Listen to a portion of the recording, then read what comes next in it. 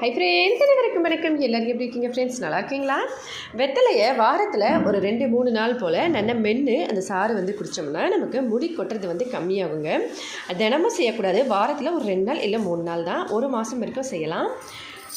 ரொம்ப அஜீரணமாக இருக்குது, ஜீரணமே சுத்தமாக ஆகலை அப்படின்னா 1 ஸ்பூன் இஞ்சி சாரோட கொஞ்சம் ஓமம் சேர்த்து மென்று சாப்பிட்டோம்னா உடனே வந்து ஜீரணம் ஆகுதுங்க.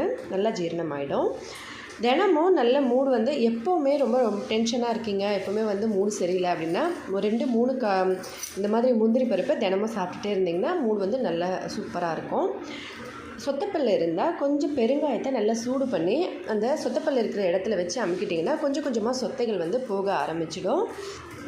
ஏதாவது போதையில் வந்து இப்போ மது அருந்துதல் இந்த மாதிரி பண்ணி யாராவது நல்ல போதையில் இருக்காங்க அப்படின்னா வெங்காய சாறு நல்லா 1 கப் போல் குடிச்சிட்டாங்கன்னா உடனே வந்து போதை இறங்கிடுங்க. வீடியோ பிடிச்சிருந்தால் லைக் பண்ணி ஷேர் பண்ணி சப்ஸ்கிரைப் பண்ணுங்கள். நன்றி, வணக்கம்.